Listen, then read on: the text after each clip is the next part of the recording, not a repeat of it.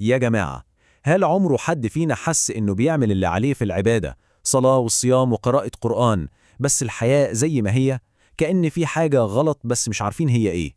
لو الإحساس ده مألوف يبقى الشرح ده مهم جدا. اليوم هنلخص دليل الشيخ محمد حجازي اللي بيقدم لنا خريطة طريق واضحة جدا عشان نوصل لتغيير حقيقي، خصوصا واحنا داخلين على رمضان. طيب دي خريطة الطريق بتاعتنا اليوم. هنبدأ بالمشكلة، عبادة من غير تغيير. بعدين هنشوف ايه هو الخطأ الشائع اللي كتير بيقع فيه. بعدها هندخل في الحل، مفتاحين أساسيين. الأول هو محاسبة النفس، والتاني والأهم هو لزوم الاستغفار. وفي الآخر هنشوف النتيجة والثمرة اللي كلنا بنتمناها، حياة متغيرة للأحسن. تمام، خلونا ندخل في أول نقطة، الدوامة دي دوامة الإحباط. الواحد بيصلي وبيصوم وبيعمل طاعات، بس في نفس الوقت حاسس إن حياته واقفة مكانها. المشاكل هي والقلق والهم موجودين، ومفيش شعور بالسكينة. الإحساس ده محبط جدا، وهو ده بالظبط اللي هنبدأ نفككه. وهو ده السؤال اللي بيحير ناس كتير. أنا بصلي وبصوم وبعبد ربنا، ليه حياتي مش بتتغير للأحسن؟ السؤال ده هو مربط الفرس، هو قلب المشكلة كلها.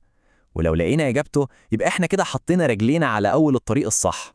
المفارقة العجيبة بقى إن ربنا سبحانه وتعالى وعدنا في القرآن بحياة طيبة لو آمنا وعملنا الصالحات. يعني الوعد الإلهي واضح وصريح، لكن لما الواحد يبص على واقعه بيلاقي فجوة كبيرة بين الوعد ده وبين اللي بيعيشه كل يوم. طيب فين الحلقة المفقودة؟ إيه اللي ناقص؟ وهنا بنوصل للخطأ الشائع، الغلطة اللي أغلبنا بيقع فيها. لما بنحس إن حياتنا مش ماشية صح، أول حاجة بتيجي في بالنا إيه؟ نزود العبادات، نصلي نوافل أكتر، نصوم زيادة، وهكذا.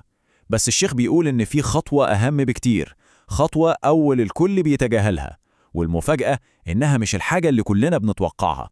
والمفاجأة هي النصيحة الأولى اللي ممكن تصدم البعض: ما تبدأش بالاستغفار. إزاي يعني؟ مش الاستغفار ده مفتاح كل خير؟ أيوة، بس التوقيت والطريقة هما اللي بيفرقوا. النصيحة دي غريبة شوية أنا عارف، بس هي دي المدخل اللي هيخلينا نفهم كل حاجة صح. خلونا نشوف ليه. شوفوا المقارنة دي بتوضح كل حاجة. النهج الغلط عامل زي اللي بيبني دور تاني وتالت على بيت أساساته ضعيفة ومشققة، مهما بنى البيت هيقع. أما النهج الصح بيقولك لأ، استنى، انزل الأول، شوف الأساسات، صلحها وقويها، شخص المشكلة الأول، بعد ما الأساس يبقى سليم وقتها ابني براحتك.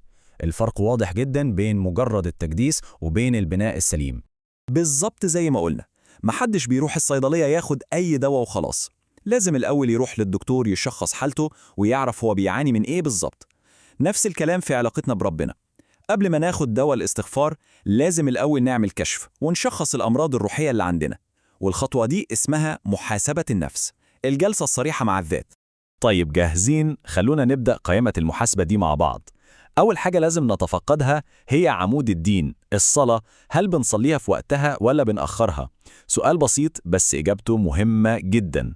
تاني حاجة الشرك الخفي، لما الواحد بينجح في الشغل أو دراسة هل بيقول أنا بذكائي وشطارتي عملت كده، ولا بينسب الفضل لربنا؟ دي نقطة خطيرة جدا. وتالت حاجة الربا، هل في أي تعاملات بقروض أو فوائد في حياتنا؟ ولما نيجي عند نقطة الربا دي، الموضوع مش هزار خالص. شوفوا التحذير الإلهي في الآية دي: فأذنوا بحرب من الله ورسوله. حرب، الكلمة دي لوحدها كفيلة تخلي الواحد يقف ويفكر 1000 مرة.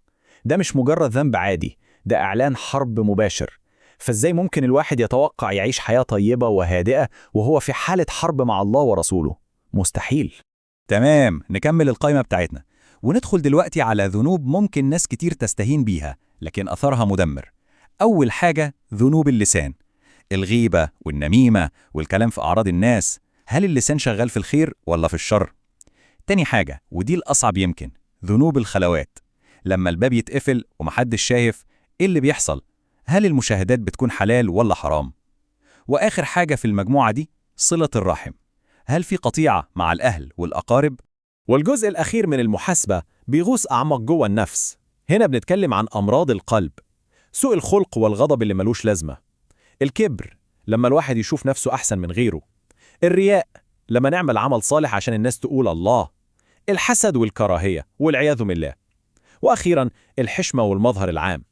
كل دي أمراض داخلية لو موجودة ممكن تمحي أثر كل العبادات اللي بنعملها. طيب خلاص، عملنا جلسة المحاسبة وشخصنا المشاكل سواء كانت في الصلاة أو القلب أو اللسان. دلوقتي يجي وقت العلاج. بعد التشخيص لازم ناخد الدواء الفعال، وهنا بيجي دور المفتاح الأعظم، الأداة اللي هتنظف كل ده وتفتح لنا أبواب التغيير. والعلاج ده اسمه لزوم الاستغفار. وركزوا معايا في كلمة لزوم. الموضوع مش إن الواحد يقول استغفر الله 100 مرة وخلاص، لا، المقصود هو إن الاستغفار يبقى حالة مستمرة زي النفس اللي بنتنفسه. اللسان والقلب شغالين استغفار طول اليوم في كل وقت وفي كل مكان. هو اتصال دائم ومستمر بطلب المغفرة من ربنا. والشيخ بيشرحها بتشبيه عبقري جدا. بيقول إن الاستغفار عامل زي حقنة الدواء اللي بياخدها المدمن عشان يتعالج. الحقنة دي بتخليه يكره المخدرات اللي كان بيحبها. نفس الشيء بالظبط.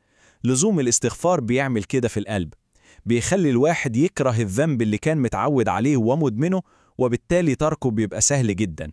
طيب إيه اللي بيحصل لما الواحد يلزم الاستغفار؟ شوفوا السحر ده.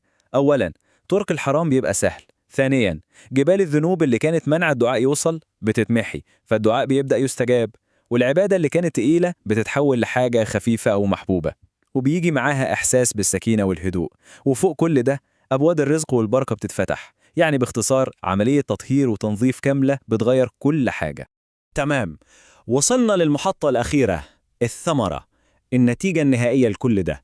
بعد ما الواحد يعمل الخطوتين دول صح، محاسبة النفس الأول وبعدها لزوم الاستغفار، إيه اللي هيتغير على أرض الواقع؟ إيه الثمرة اللي هيقطفها؟ التحول الموعود اللي كلنا بندور عليه. أول حاجة، رمضان اللي جاي هيتغير تماماً.